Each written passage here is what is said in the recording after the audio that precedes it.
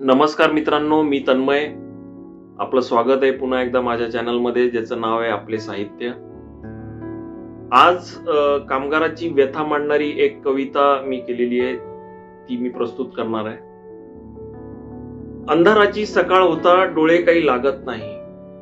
अंधाराची सकाळ होता, डोळे काही लागत नाही. जबाबदारीचं ओझं एका कुसेवर पडू देत नाही. अंधाराची सकाळ होता, डोळे काही लागत नाही. जबाबदारीचं ओझं एका कुसेवर पडू देत नाही. गरिबीचं देणं जन्म जन्मांतरीचं आहे. गरिबीचं देणं जन्म जन्मांतरीचं आहे. कर्म श्रेष्ठ की धर्म मन काही समजू देत नाही. गरिबीचं देणं जन्म जन्मांतरीचं आहे. कर्म श्रेष्ठ की धर्म मन काही समजू देत नाही.